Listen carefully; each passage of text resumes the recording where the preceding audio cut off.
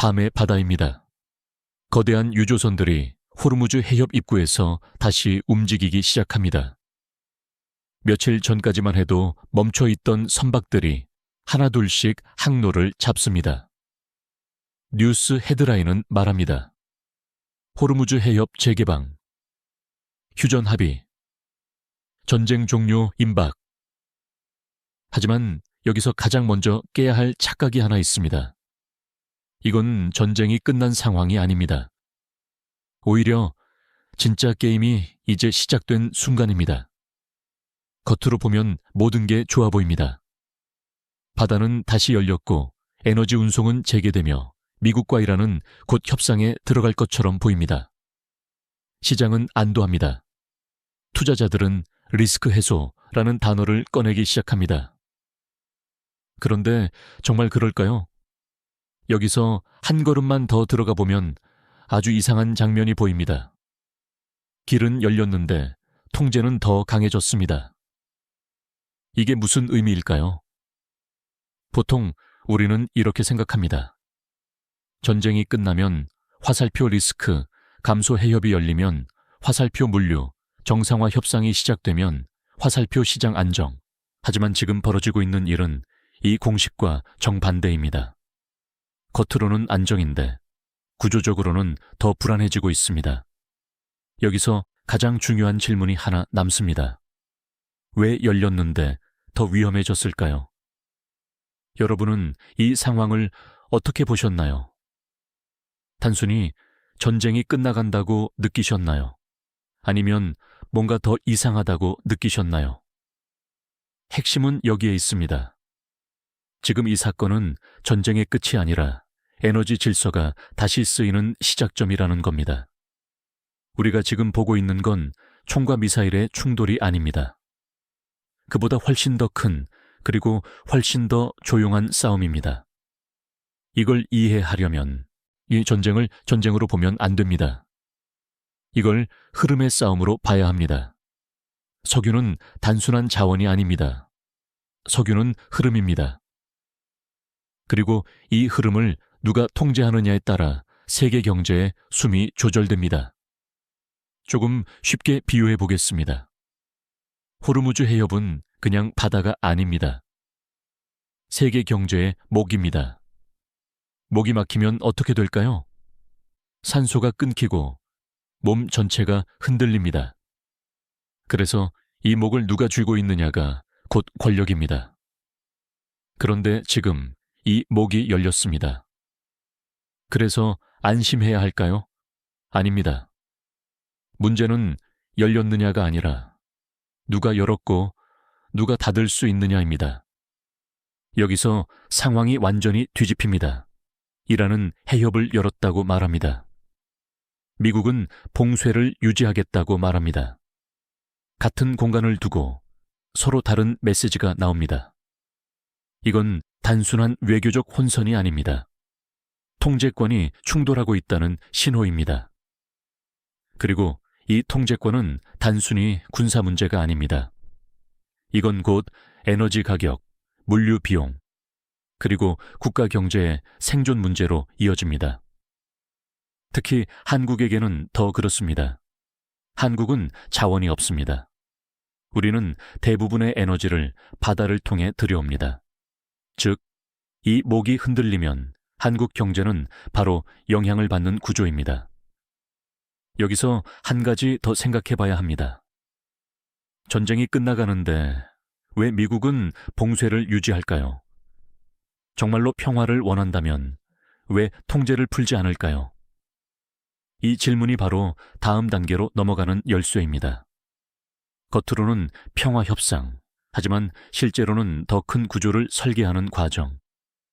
이걸 이해하지 못하면 우리는 계속 뉴스만 보게 됩니다. 하지만 이걸 이해하는 순간 우리는 시스템을 보게 됩니다. 그리고 지금 이 시스템은 단순히 중동의 문제가 아니라 한국 경제의 방향을 바꿀 수 있는 변수로 움직이고 있습니다. 그렇다면 이제 봐야 할 것은 이것입니다. 지금 실제로 현장에서 어떤 일이 벌어지고 있는가? 그리고 왜 이 모순된 상황, 열렸지만 더 통제된 구조, 이 만들어졌는가? 다음에서 그 현재 상황을 하나씩 풀어보겠습니다. 지금 상황을 조금 더 가까이에서 들여다보겠습니다. 겉으로 보이는 장면은 단순합니다. 이라는 말합니다. 호르무즈 해협은 완전히 열렸다. 미국은 말합니다. 하지만 봉쇄는 유지된다. 이 두 문장을 동시에 보면 직관적으로 이상함이 느껴집니다. 열렸다면 왜 봉쇄가 유지될까요? 여기서 대부분의 뉴스는 이걸 외교적 긴장 정도로 설명하고 끝냅니다. 하지만 이건 그렇게 단순한 문제가 아닙니다. 이건 마치 이런 상황과 같습니다. 문은 열려 있는데 문 앞에 누군가 서서 지나갈 수는 있지만 내가 허락해야 한다고 말하는 상황. 이게 바로 지금 호르무즈에서 벌어지고 있는 일입니다. 조금 더 구체적으로 보죠. 현재 해협 자체는 물리적으로 개방되어 있습니다. 선박은 이동할 수 있습니다. 항로도 존재합니다. 하지만 문제는 누가 그 흐름을 통제하느냐입니다. 미국은 분명히 말했습니다. 이란과의 최종 합의가 이루어질 때까지 해상 통제는 계속 유지하겠다. 이 말의 진짜 의미는 이것입니다. 길은 열어주겠다. 하지만 그 길을 사용하는 조건은 우리가 결정한다. 이게 바로 보이지 않는 봉쇄입니다. 여기서 중요한 포인트가 하나 있습니다. 전통적인 봉쇄는 단순했습니다. 막는다, 못 지나간다, 물류가 멈춘다. 하지만 지금은 다릅니다. 지금은 막지 않는다. 하지만 통제한다. 그래서 더 불확실해진다. 이 구조입니다. 이게 왜 더 위험할까요? 막혀 있으면 시장은 명확하게 반응합니다. 가격이 오르고 리스크가 반영됩니다. 하지만 지금처럼 열려 있지만 통제된 상태에서는 시장도 방향을 잡지 못합니다. 이게 훨씬 더 큰 문제입니다. 예를 들어 보겠습니다. 한국의 정유사나 해운사 입장에서 생각해보죠. 배를 보내야 합니다. 석유를 들여와야 합니다. 그런데 상황이 이렇습니다. 지금은 지나갈 수 있습니다. 하지만 언제 조건이 바뀔지 모릅니다. 어느 순간 검사, 지연, 제한이 걸릴 수도 있습니다. 이건 단순한 리스크가 아닙니다. 계획 자체가 불가능해지는 상태입니다. 기업 입장에서 가장 무서운 건 위험이 아니라 예측 불가능성입니다. 여기서 또 하나의 중요한 신호가 나옵니다. 트럼프 대통령은 말합니다. 협상은 거의 끝났다. 이래서 이 일 안에 합의 가능하다. 겉으로 보면 굉장히 긍정적인 메시지입니다. 하지만 동시에 이렇게 말합니다. 봉쇄는 완전히 유지된다. 이건 서로 모순되는 메시지입니다. 왜 이런 메시지를 동시에 던질까요? 여기서 많은 사람들이 착각합니다. 협상이 거의 끝났으니까 곧 안정되겠구나. 하지만 실제로는 그 반대일 수 있습니다. 협상이 막바지일수록 통제는 더 강해집니다. 왜냐하면 이 순간이 가장 중요한 지렛대이기 때문입니다. 조금 쉽게 설명해 보겠습니다. 거대한 거래를 한다고 가정해 봅시다. 마지막 계약서에 서명하기 직전 누가 더 유리한 조건을 쥐고 있을까요? 상대의 숨통을 쥐고 있는 쪽입니다. 지금 미국이 하고 있는 건 바로 이것입니다. 이란이 해협을 열었다는 건 우리는 협상할 준비가 되어 있다는 신호입니다. 하지만 미국은 말합니다. 좋다. 하지만 통제권은 우리가 쥔다. 이건 단순한 군사 행동이 아닙니다. 협상 구조를 설계하는 행동입니다. 여기서 상황이 더 복잡해집니다. 이란 내부에서도 다른 메시지가 나옵니다. 의회 지도부는 말합니다. 미국이 봉쇄를 유지하면 해협은 정상적으로 유지될 수 없다. 이건 무슨 의미일까요? 겉으로는 해협이 열려 있지만 실제로는 언제든 다시 긴장이 폭발할 수 있는 상태라는 뜻입니다. 즉, 지금 상황은 안정도 아니고 전쟁도 아닙니다. 통제된 긴장 상태입니다. 이 상태가 왜 중요할까요? 왜냐하면 이 상태가 가장 오래 지속될 수 있기 때문입니다. 완전한 전쟁은 비용이 큽니다. 완전한 평화는 통제력이 약해집니다. 하지만 지금 같은 상태는 다릅니다. 긴장은 유지하면서 흐름은 관리하고 가격은 조절할 수 있습니다. 이건 단순한 상황이 아니라 하나의 운영 모드입니다. 그리고 여기서 한국이 등장합니다. 이 구조에서 가장 민감한 국가는 어디일까요? 에너지를 수입해야 하고 물류에 의존하고 글로벌 공급망에 깊이 연결된 나라, 바로 한국입니다. 우리는 이 흐름이 안정적일 때는 가장 효율적인 구조를 가집니다. 하지만 흐름이 통제되기 시작하면 가장 먼저 영향을 받습니다. 여기서 다시 질문으로 돌아가 보겠습니다. 왜 열렸는데 더 위험해졌을까요? 이제 답이 보이기 시작합니다. 이건 단순히 해협이 열렸느냐의 문제가 아니라 누가 그 흐름의 조건을 설계하느냐의 문제이기 때문입니다. 그리고 지금 그 조건은 점점 더 한쪽으로 기울고 있습니다. 하지만 여기서 더 중요한 질문이 남습니다. 도대체 왜 미국은 이런 구조를 만들고 있을까요? 이건 단순히 이란 때문일까요? 아니면 더 큰 그림이 있는 걸까요?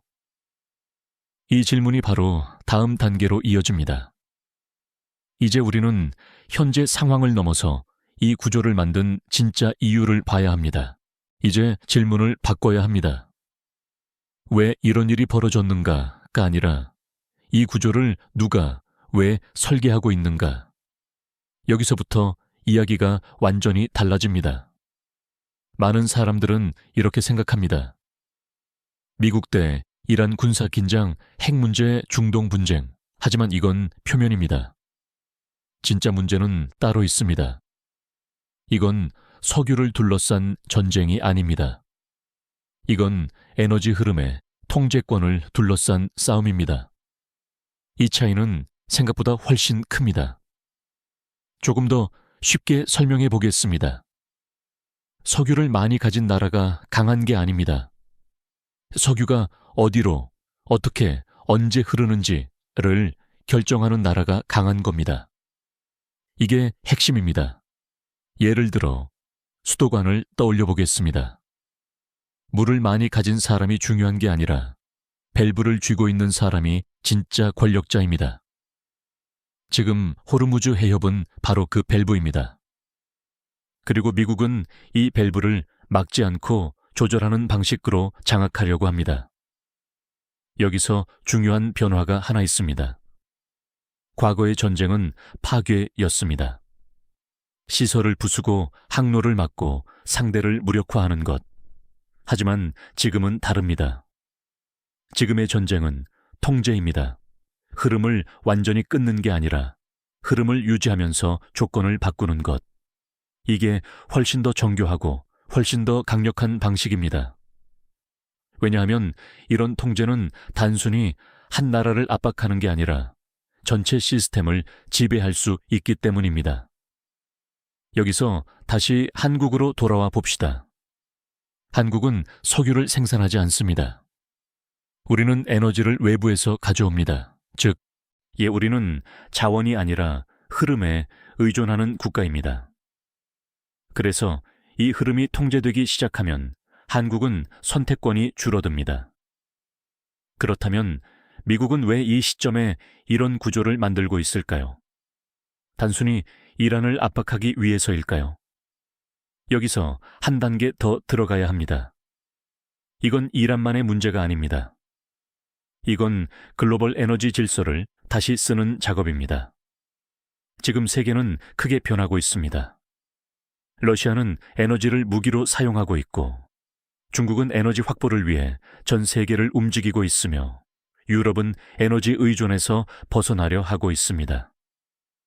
이런 상황에서 미국이 놓칠 수 없는 게 하나 있습니다. 누가 에너지 흐름의 기준을 정하느냐? 이걸 놓치면 달러, 금융, 군사력 모든 것이 흔들릴 수 있습니다. 여기서 중요한 개념이 하나 등장합니다. 에너지는 단순한 자원이 아니라 권력의 구조입니다. 석유 가격은 단순한 시장 가격이 아닙니다.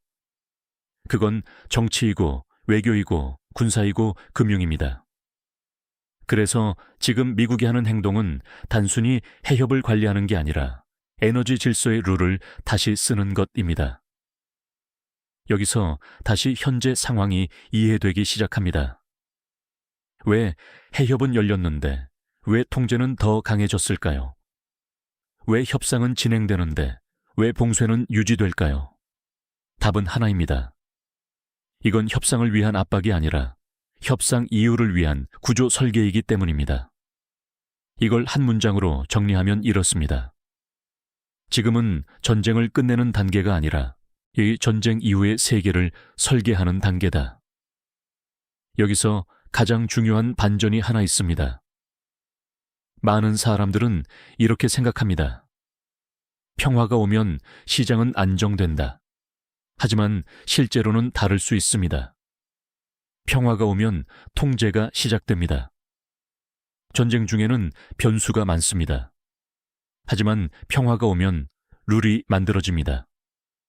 그리고 그 룰은 누군가에게 유리하게 설계됩니다. 지금 미국은 바로 그 룰을 만들고 있습니다. 에너지 흐름을 어떻게 관리할 것인지, 누가 통과할 수 있는지, 어떤 조건이 붙는지 이 모든 것을 보이지 않는 방식으로 설계하고 있습니다. 이게 바로 지금 우리가 놓치고 있는 핵심입니다. 그리고 이 구조는 단순히 중동에 머물지 않습니다. 이건 곧 물류로, 가격으로, 산업으로, 그리고 국가 경제로 확장됩니다. 특히 한국처럼 수출과 에너지에 의존하는 국가에게는 이 변화가 훨씬 더 크게 작용합니다. 여기서 이제 다음 질문으로 넘어가야 합니다. 이 에너지 통제 구조가 실제로 어떻게 세계 경제를 흔들게 될까요?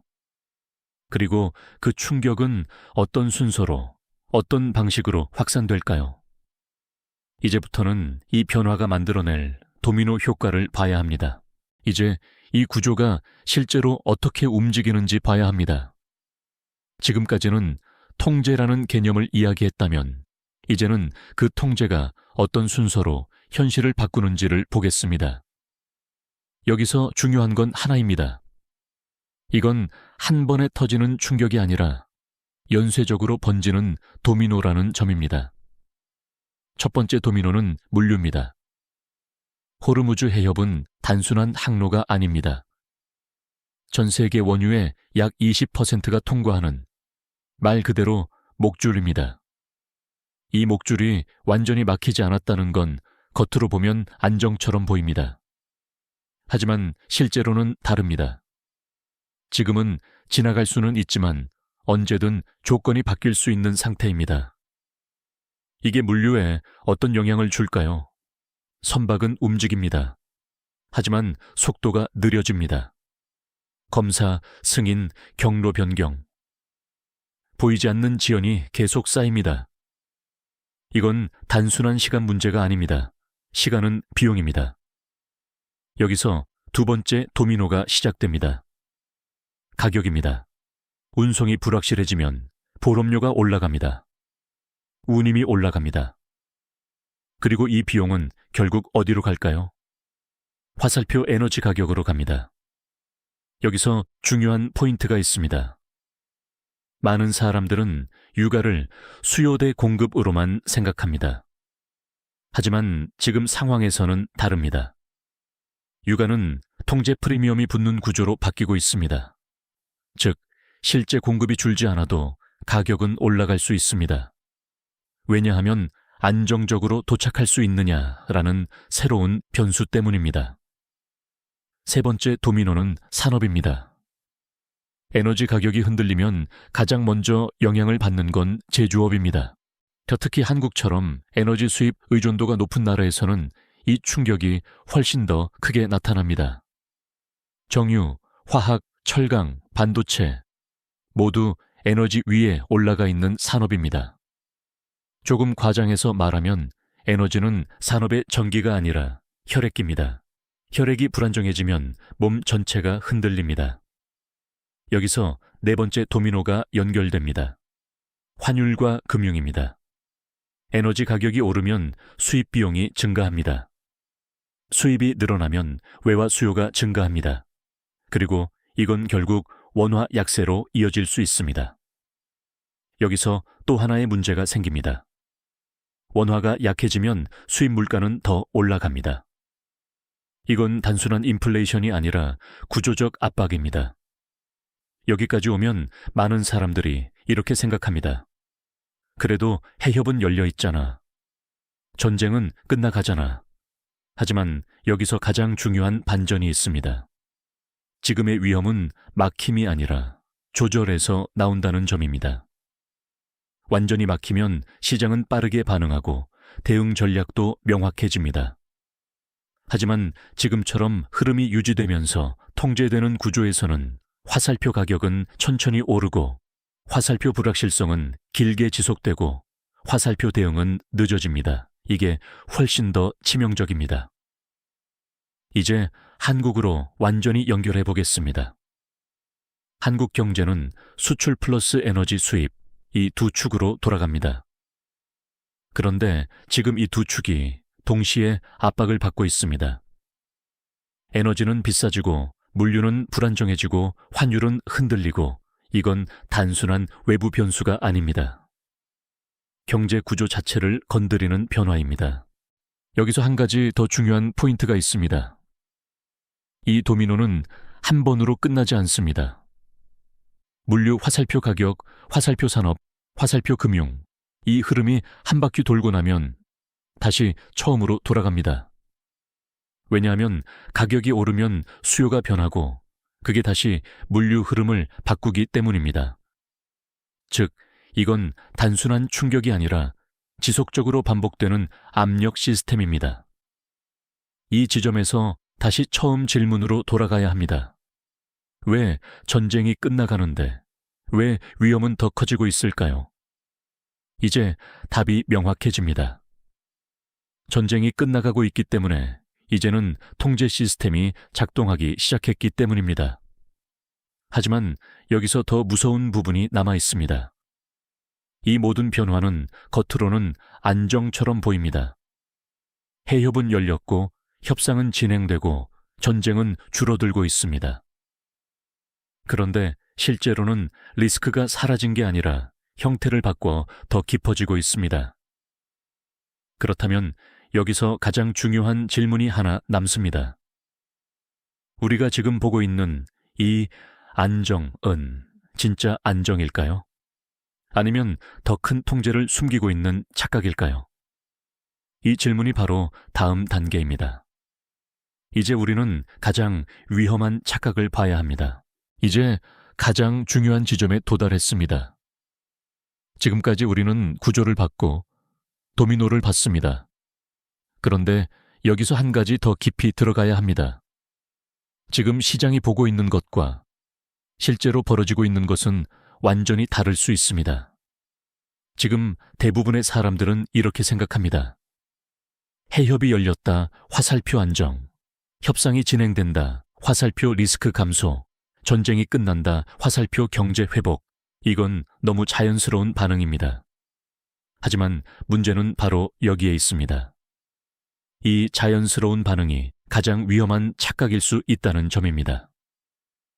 왜냐하면 지금 벌어지고 있는 건 단순한 위험 해소가 아니라 위험의 재구성이기 때문입니다. 조금 더 직설적으로 말해보겠습니다. 지금은 리스크가 사라진 게 아니라 더 통제 가능한 형태로 바뀌고 있습니다. 이게 왜 더 위험할까요? 전쟁 상태에서는 리스크가 눈에 보입니다. 폭격, 충돌, 긴장, 이 모든 것은 시장에 명확한 신호를 줍니다. 그래서 투자자도, 기업도, 국가도 빠르게 대응합니다. 하지만 지금은 다릅니다. 겉으로는 평화입니다. 겉으로는 협상입니다. 그래서 대부분의 사람들은 이제 괜찮다고 생각합니다. 하지만 실제로는 통제의 강도가 더 올라간 상태입니다.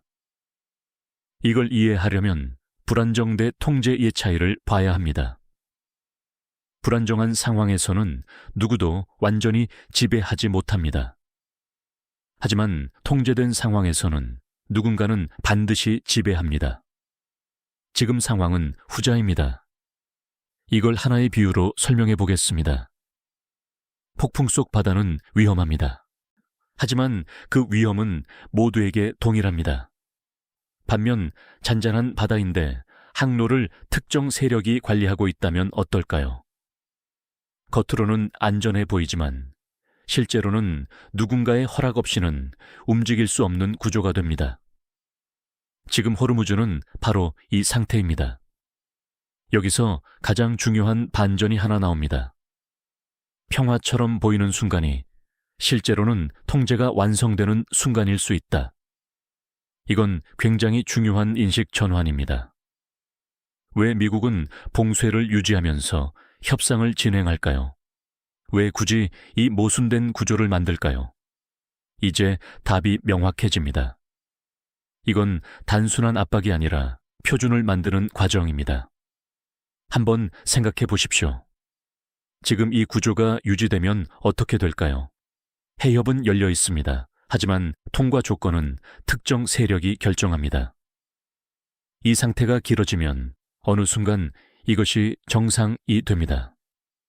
그리고 그 순간 통제는 제도화됩니다. 이게 진짜 무서운 지점입니다.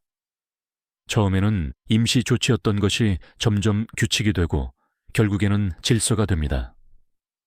그리고 이 질서는 누군가에게는 기회가 됩니다. 여기서 다시 승자와 패자가 갈립니다.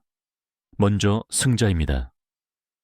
이 흐름을 통제할 수 있는 국가, 가격에 영향력을 가지는 국가, 그리고 이 구조를 활용할 수 있는 산업, 에너지 기업, 물류 기업, 방위 산업. 이들은 불확실성 속에서 오히려 이익을 얻습니다. 반대로 패자는 누구일까요? 흐름에 의존하는 국가들입니다. 이치의 에너지를 수입해야 하는 국가, 안정적인 물류에 의존하는 국가, 그리고 여기서 한국이 정확히 들어갑니다. 이건 굉장히 냉정한 현실입니다. 한국은 에너지 생산국도 아니고 에너지 통제국도 아닙니다. 우리는 그 사이에서 흐름에 의존하는 구조입니다. 그래서 지금처럼 통제된 흐름이 만들어지면 한국은 가격, 물류, 환율 모든 면에서 영향을 받습니다. 여기서 다시 한번 질문해야 합니다. 지금 시장이 느끼는 안정은 정말 안정일까요? 아니면 통제가 완성되고 있다는 신호일까요? 이 질문을 이해하는 순간 지금 뉴스가 완전히 다르게 보이기 시작합니다. 이건 단순한 휴전이 아니라 질서의 재편입니다. 그리고 이 질서는 앞으로 몇 년 동안 세계 경제의 방향을 결정할 수 있습니다. 그렇다면 이제 가장 중요한 부분으로 넘어가야 합니다. 이 구조가 앞으로 어떻게 전개될까요? 단기적으로는 어떤 변화가 나오고, 중기적으로는 어떤 산업이 흔들리고, 장기적으로는 어떤 나라가 살아남을까요? 이제 우리는 미래 시나리오를 봐야 합니다. 이제 가장 현실적인 질문으로 넘어가야 합니다. 이 구조가 앞으로 어떻게 전개될 것인가입니다. 지금까지 우리는 하나를 확인했습니다. 전쟁은 끝나가는 것처럼 보이지만 실제로는 에너지 통제 질서가 만들어지고 있는 단계라는 것. 그렇다면 이 구조는 어디로 갈까요? 여기서 중요한 건 하나의 미래가 아니라 여러 개의 시나리오를 동시에 보는 겁니다. 첫 번째 시나리오, 빠른 합의, 느린 통제. 단기적으로 가장 많은 사람들이 기대하는 그림입니다. 미국과 이란이 빠르게 합의합니다. 해협은 완전히 안정됩니다. 봉쇄도 점진적으로 완화됩니다. 겉으로 보면 완벽한 해피엔딩입니다. 하지만 여기서 중요한 포인트가 있습니다. 통제는 사라지지 않습니다. 오히려 더 정교해집니다. 왜냐하면 이미 한번 만들어진 통제 구조는 그 자체로 레버리지가 되기 때문입니다. 미국 입장에서 보면 굳이 완전히 풀 이유가 없습니다. 필요할 때 다시 조절할 수 있는 장치, 협상에서 사용할 수 있는 카드, 이걸 버릴 이유가 없기 때문입니다. 이 시나리오에서 벌어지는 일은 이렇습니다. 겉으로는 안정입니다. 하지만 내부적으로는 특정 국가에 대한 통과 조건, 특정 시점의 물류 조절, 가격 변동 관리, 이런 보이지 않는 통제가 계속 작동합니다. 여기서 중요한 질문입니다. 이게 진짜 안정일까요? 아니면 조절 가능한 불안정일까요? 한국 입장에서 보면 이 시나리오는 가장 위험할 수 있습니다. 왜냐하면 리스크가 사라진 것처럼 보이기 때문에 대비가 늦어지기 때문입니다. 두 번째 시나리오, 긴장 유지, 통제 강화. 이건 더 현실적인 시나리오입니다. 협상은 진행되지만 완전한 합의는 지연됩니다.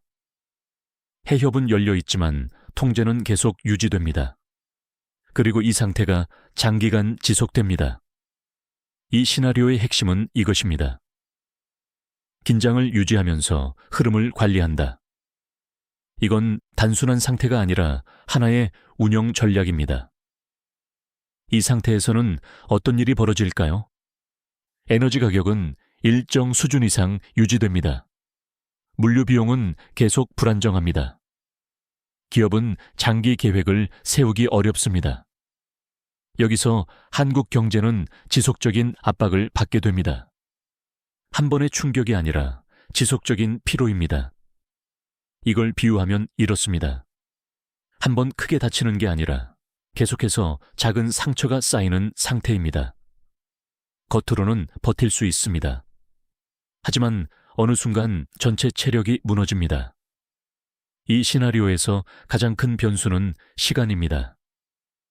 이 구조가 길어질수록 누군가는 적응하고 누군가는 무너집니다.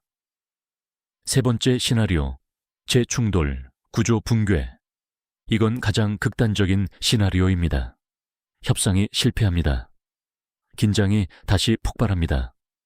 해협이 다시 막힙니다. 이 경우는 모두가 알고 있는 리스크입니다. 하지만 여기서 중요한 반전이 있습니다. 이 시나리오는 오히려 가장 예측 가능한 상황입니다. 왜냐하면 막히면 화살표 가격, 급등 충돌하면 화살표 시장 충격, 이 구조는 명확하기 때문입니다. 그래서 아이러니하게도 이 시나리오에서는 화살표 빠른 대응 화살표, 명확한 전략, 이 가능해집니다. 여기서 핵심이 드러납니다. 진짜 위험은 충돌이 아니라 애매한 상태의 지속입니다. 그럼 어떤 시나리오가 가장 유력할까요?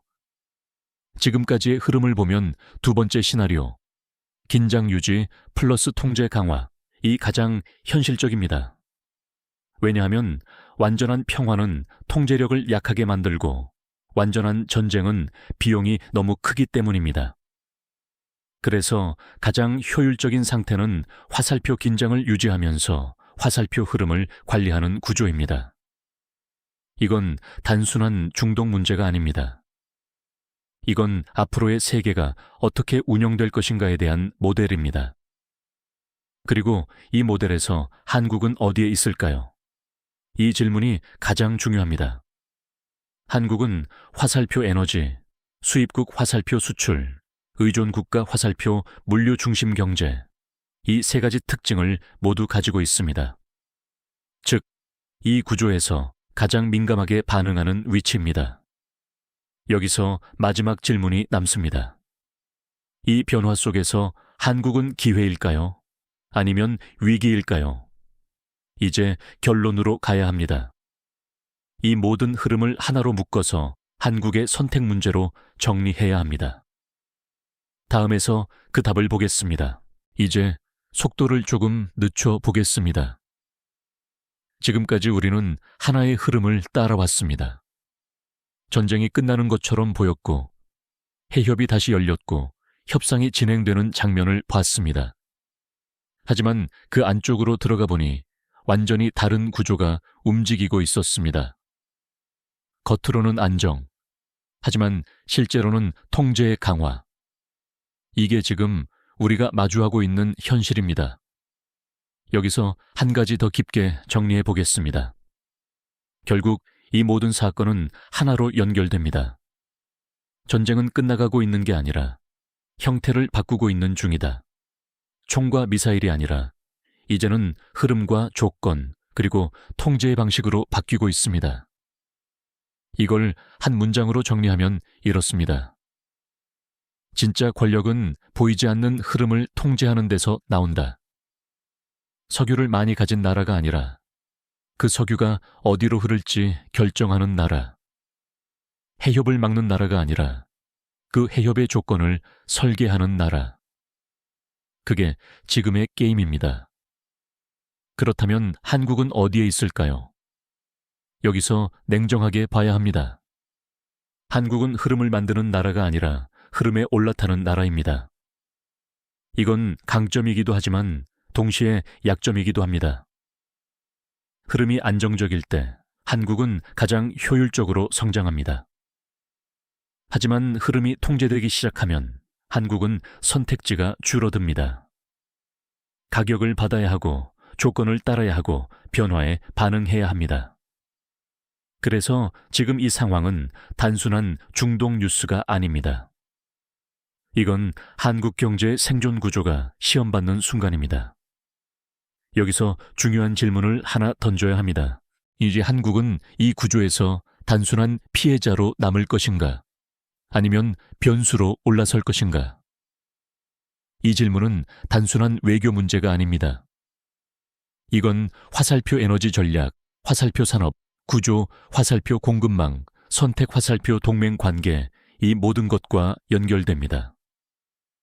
일부에서는 이렇게 말할 수 있습니다. 그래도 결국 협상은 끝나고 안정될 것이다. 시간이 지나면 다시 정상으로 돌아간다. 틀린 말은 아닙니다. 하지만 중요한 건 이것입니다. 그 정상이 과거의 정상과 같지 않을 수 있다는 점입니다. 질서는 한번 바뀌면 다시 돌아가지 않습니다. 오히려 새로운 기준이 만들어지고 그 기준에 맞춰 세계가 재편됩니다. 지금 우리가 보고 있는 이 장면은 하나의 뉴스가 아닙니다.